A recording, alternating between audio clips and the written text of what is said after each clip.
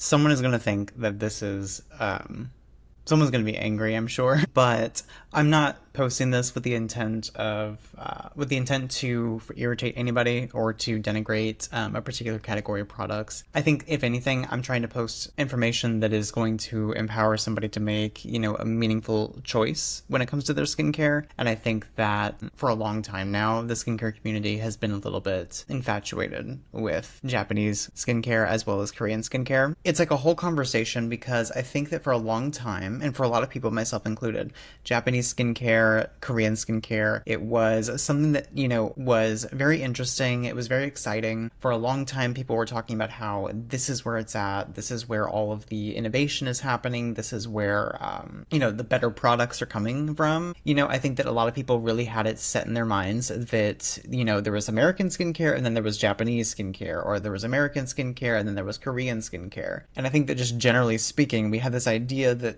one was fundamentally worse than the other. And I think that the more that I have been in the industry, I am now licensed, whereas before I was not. I've been working in the industry for a couple years now at this point. And when I was first getting into, Japanese skincare, Korean skincare, I didn't have any direct experience with the skincare industry, beyond what I would experience online, in the form of content, in the form of, like my shopping experiences, stuff like that. And so it was always really interesting because, people talk about, in particular, sunscreens. Of course, everybody always talks about how, American sunscreen is just absolutely terrible. It's completely inferior. It's not really worth using, blah, blah, blah. And, when you're first getting into skincare and you really begin to internalize the value of sun protection and how, beyond the skin cancer piece, but, for acne, for pigmentation, for, concerns that were very real for me, you start to have this conversation around sunscreen and people are like, well, you're not really doing a very good job, basically, if you're not using Japanese skincare or if you're not using Korean skincare, because the sunscreens that you're getting in the United States are just fundamentally inadequate. That was a lot of what people were saying. They might not have used as explicit terms, I think, or as explicit language, but I do think that that's essentially what they were trying to get at, right? Korean skincare, Japanese skincare, I'm just going to lump this into Asian skincare. That is not in any way, shape, or form reflective of the differences between these markets, but I am talking about them not necessarily to lump them both together because, of course, there are, fundamental differences, but differences that I'll note I'm not necessarily qualified to fully articulate. There are a lot of creators that specialize in Korean beauty, Japanese beauty. Plenty of other Asian markets also exist. That being said, generally speaking, in the United States at least, the conversation largely revolves around Korean skincare, and then there are a lot of products, I feel like, that are Japanese in origin that ultimately make their way into the conversation because of, maybe this implicit association with Korean beauty because it's coming from a different market, so on and so forth. And so people are talking about Japanese beauty even when they don't realize it because, a lot of the popular sunscreen brands in particular, I think a lot of those come from Japan, and individuals are talking about those brands, those particular products, maybe not necessarily creating an entirely separate space for the conversation around Japanese skincare specifically, but nevertheless having conversations around Japanese products and the role that they play in their routines or the influence that those products have had on their skincare journey, so on and so forth. So all of that to say that I think that generally speaking, when we're talking about Asian beauty in the United States, we're talking about sunscreens, we're talking about improved textures, improved sensory experiences, improved ingredient use, improved formulation technology. Generally speaking, people have this idea that these products, again, they are on a fundamentally different level, in the sense that they are better in all of these different ways. It's not just that they're just that the textures are better, right? The story goes that the textures are better, they feel better on the skin, the ingredients are better, the formulations are better.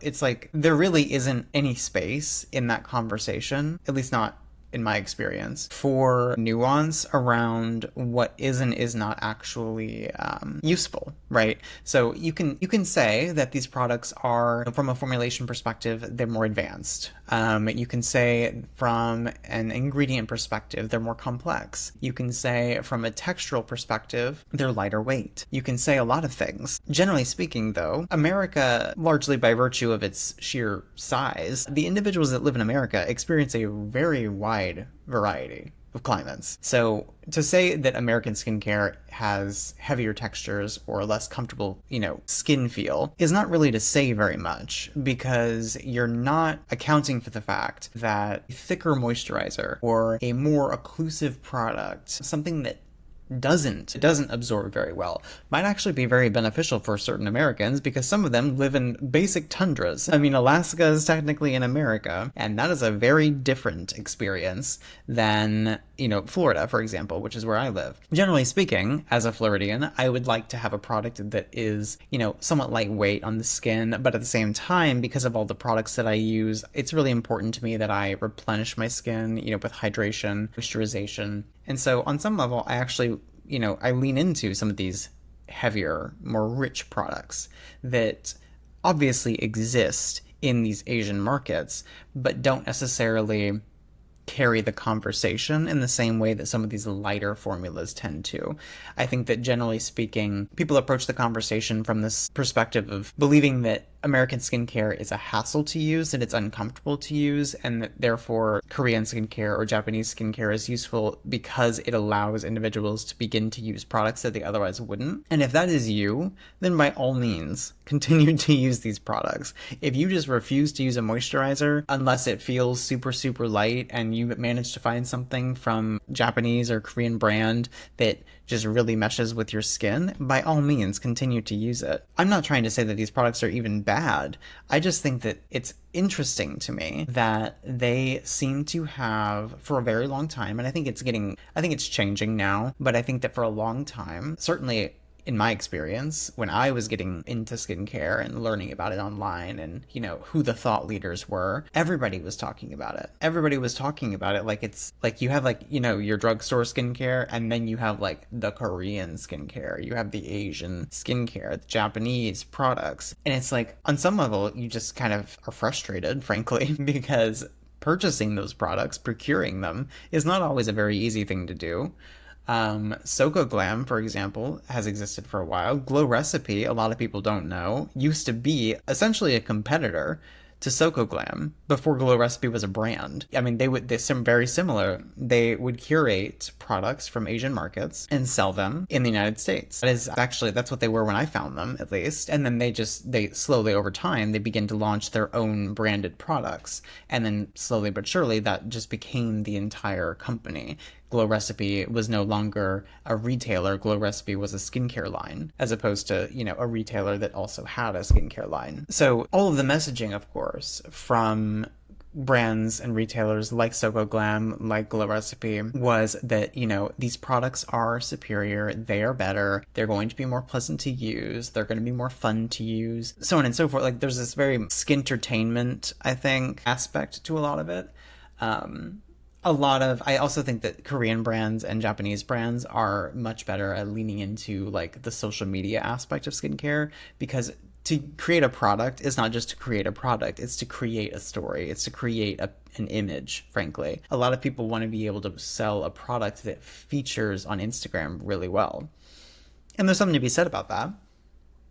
And I'm the first one to admit, if a product is cool, it's interesting, it's fun, I might be more inclined to buy it for sure. But I also think that it's worth noting that I don't just use skincare because I enjoy skincare. I use skincare because I have problems, things that I view as problems, right? I never want to be the person that encourages other people to try to correct things in their skin that otherwise don't bother them. But I have struggled with acne for a long time. It has been something that has significantly impacted my confidence, my ability to show up effectively at work, at school, in my personal life, it's something that has caused me a lot of distress in my life. And so being able to use skincare as a way to improve upon my situation, so to speak, that has been very, very critical to me. It's been very critical to my story too. I mean, the reason that I even got into skincare was because I had a quote unquote problem that I was trying to correct. And so by taking a step back and kind of reevaluating like what the purpose of skincare is, I think that we can begin to get a little bit more clarity around why we might choose one product versus another. Now, if we're talking about sunscreen, for example, I think that that is a unique conversation for a lot of reasons. And I 100% believe that the formulations that you will find in Korean markets and Japanese markets are, one, genuinely more interesting, two, probably able to offer, but don't always, but able to offer a higher degree of protection from, in particular, UVA, but that is largely a function of the ingredient options that they have available to them. It's because these ingredients have simply not been approved in the United States. That's a function of the FDA. It's not a function of American skincare brands. Now, does that limitation translate into particular experiences with respect to texture and fragrance, scents, experience, eye irritation? Yes. But at the same time, there are still so many different sunscreens available in the United States. I mean, one thing that a lot of people don't really realize is how lucky we are to have as many mineral formulations as we do. I mean, in some ways, that's just a response to the limitations associated with the chemical market, because we have so few options available to us when it comes to the UV filters that can be incorporated into a chemical sunscreen. Lots of mineral sunscreens exist in the United States, and there is, I would argue, probably a mineral sunscreen for most people. Does not mean that it would be affordable, though, I will say. Does not mean that it'll be easy to find, and it does not mean that it will be... You can never recommend a mineral sunscreen to a large number of people and expect that they're all going to get on well with it. You can often get away with recommending a really great chemical sunscreen, provided it has, like a decent middle-of-the-road weight to it, and a lot of people will enjoy it, because the finish is less of an issue, because you can have, a very shiny, dewy or greasy finish to a sunscreen, or you can have a more matte finish. But with a mineral sunscreen, you're inevitably talking about, does it leave a white cast? If it's not leaving a white cast, it's because it's tinted. And if it's tinted, does the tint match your skin? Maybe, maybe not. So there's a lot of problems there. And for sure, there is an opportunity for the United States, brands that sell within the United States, to increase the variety of available formulations when it comes to mineral sunscreens and the tints that are included in those. Because even individuals that have no particular preference for mineral sunscreen, like on the basis of safety or protection, so on and so forth, more and more as we learn about the iron oxides and the visible light story, we're learning that this addition of pigment to the product is beneficial for a number of reasons beyond cosmetics. We're learning that the addition of iron oxides to these formulas is useful not just for the sake of improving the immediate appearance of the skin upon application, but also in further preventing damage in the form of pigmentation, persistent pigmentation, particularly for those of a higher Fitzpatrick type. Those with darker skin tones. We're discovering that these things have benefits unto themselves, right? It's not just about the cosmetic effect that they give to a formula. So I think that there's something to be said about encouraging brands to continue to innovate around the tints that are available, the different textures, so on and so forth. Like, we're learning more and more about the different ways that we can formulate a lot of these products. So I just think that generally speaking, we do ourselves a disservice if we believe that a particular market is automatically better, because what I see a lot, this is the problem, I think, for me at least, what I see a lot is conversation around how beneficial, how superior these formulas are to their American counterparts. But at no point in that conversation do we acknowledge the fact that these products are almost universally orders of magnitude less active than many of their American counterparts. It's not to say that every single American skincare product is more active than every single Japanese product or Korean product. It's just to say that from a philosophical standpoint, almost, they tend to approach skin with a, low and slow kind of approach versus a hard and fast approach. And that's not necessarily a bad thing, there's absolutely something to be said about consistency over intensity. But what I often find when I'm looking at the available options in the Korean markets and in the Japanese markets is I don't find potent retinoids. I don't find potent exfoliants. I don't find, really effective concentrations of a lot of these ingredients, right? Like you find very low concentrations of vitamin C, for example, or very low concentrations of, miscellaneous antioxidants like resveratrol and, some of these more interesting ingredients like ginseng, like adaptogens. But I think what's really interesting is that despite the fact that these are very interesting and very complex, very sophisticated formulas, at the end of the day, and I'm sorry to break it to you if you've believed otherwise, a toner or essence with a collection of traditional Chinese medicine inspired ingredients, or a toner or essence with a salicylic acid alternative, or a toner or essence with, I don't know, bioretinol, or, any of these things, these flowery things, some of which are, directly related to flowers, that these are going to be the difference between clear and unclear skin. I don't think that that's the case. Because if it was that simple, if acne was universally that amenable to remission, to clearance, we wouldn't need things as potent as tretinoin or as potent as adapalene or tazarotene. Like, retinoids are extraordinarily powerful products, and they cause significant change in the skin. Those that have extensive breakouts require significant change in their skin in order to see a significant aesthetic shift. That might not be something that you're looking for, but for the individuals that are, it requires a significant shift in likely their routine, but also in their skin. And one can come from the other, right? My skin can change in response to the routine that I'm using. And so switching out, a lightweight lotion like Vanicream moisturizing lotion, for example, which is a product that I recommend routinely, switching that out for the Rovectin water cream, I believe is what it's called.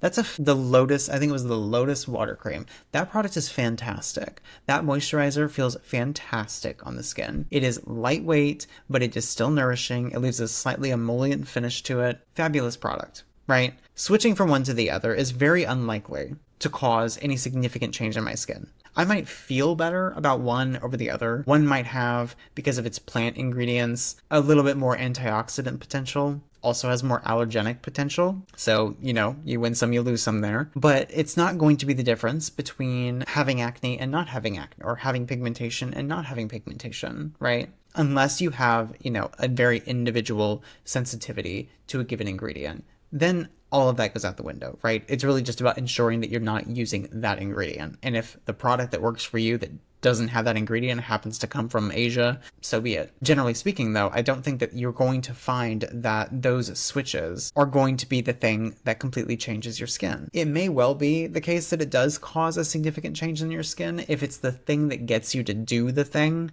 right? Like if, effectively cleansing your skin requires a really elegant Japanese formula, then absolutely. If it's the thing that gets you to cleanse your skin thoroughly without stripping it or irritating it, then yes, that's going to cause a significant change in your skin, because being able to effectively cleanse your skin is fundamental. Fundamental for a number of reasons. But there are plenty of American options at this point. So I just don't feel like it's necessary to point people in that direction anymore. And similarly, I don't know that it's necessary to point them in that direction when it comes to sunscreen, because as fantastic as those formulas are, they're increasingly difficult to come by.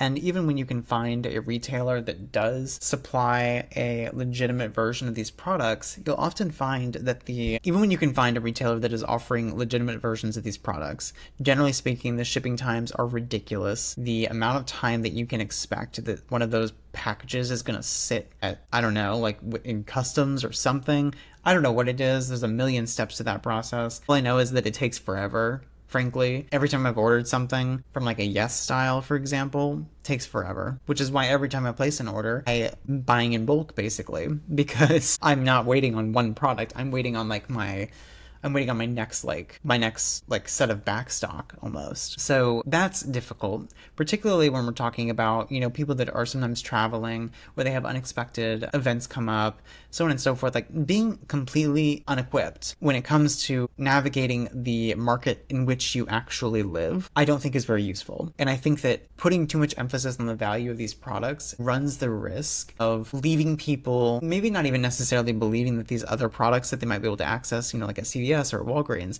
are, you know, unusable. But at the very least, it runs the risk of being ill-equipped to navigate those aisles. And I think that that's a problem because if and when you need to buy a sunscreen, you don't have time to wait 3 weeks for it to come from China, right? Or to come from Korea or from Japan. At least I certainly don't.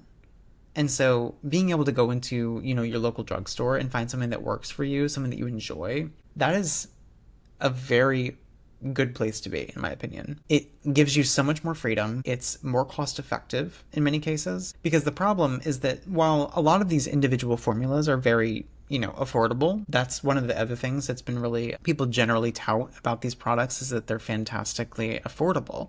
They're per unit, not very expensive. And that's all well and good. But if I have to spend, you know, hundreds of dollars up front in order to get free shipping, or I have to, you know, if I'm not getting free shipping, I have to pay for shipping because it's coming from, you know, across the globe. The value of that begins to decrease. The unpredictability of those shipments, that, for me at least, detracts from the value of those products. And it's not to say anything about the products themselves. It's literally just to admit that there is a certain reality to the challenges associated with procuring these products when you live in a market in which they are not made, in which they are not commonly sold in retail. It just, generally speaking, it just creates a lot of problems. And so I think, generally speaking, I think at the end of the day, what I'm trying to say is that there are a ton of fantastic formulas in the United States. As an esthetician in the United States, someone that works with American brands, someone that has, you know, spent a number of years navigating the American market, there are some fantastic products here. There really are. I can genuinely say that I am very satisfied with my skincare routine,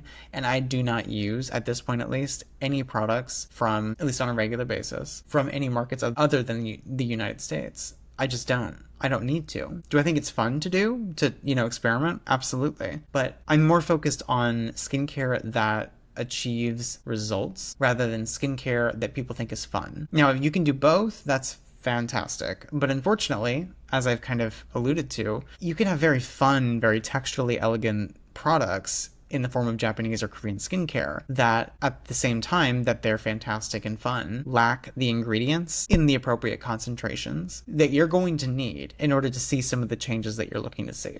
I think that, you know, as I've said before, the sunscreen conversation is unique for a number of reasons. But even then, I struggle to, and I guess I'm speaking from a point of privilege, right? I mean, I'm white, do not have to deal with a lot of the nuance associated with finding products that leave a cosmetically acceptable finish on my skin. I don't have to deal with a lot of the issues that a lot of other people do. But at the same time, I mean, there are a number of products that I use that would be more than suitable for people of a different skin tone that there's simply no way they can leave, you know, a cast because there's nothing there to create one, but they are nevertheless told that like these products are just not as good. And in many ways they're not, but what's better, right? Like waiting weeks and weeks, potentially more, for your fancy sunscreen to arrive from across the world, or being able to find something that is suitable for you, that you don't absolutely hate the feel of, the look of, and being able to be consistent and also remain in budget. I think that there's a lot of nuance there. So while I would absolutely never say that these products are not worth buying, because I don't really think that that's true, because as I said, I think that they're, generally speaking, very reasonably priced on a per unit basis. But I think that when you combine the cost of the individual product with the cost of procuring it, it begins to look a little different to me. And I think that, you know, if we're just being realistic, that's a conversation that's worth having. But if you enjoyed this ridiculous rant, if you would like to hear more about skincare from a crazy gay esthetician in the state of Florida, then you can subscribe. You can like this video and feel free to comment. Even if you absolutely hated everything I said, you're more than welcome to leave a comment. I might not reply to those ones, but you're welcome to leave one. Always love a thought-provoking statement. So yeah, I'll see you guys next time.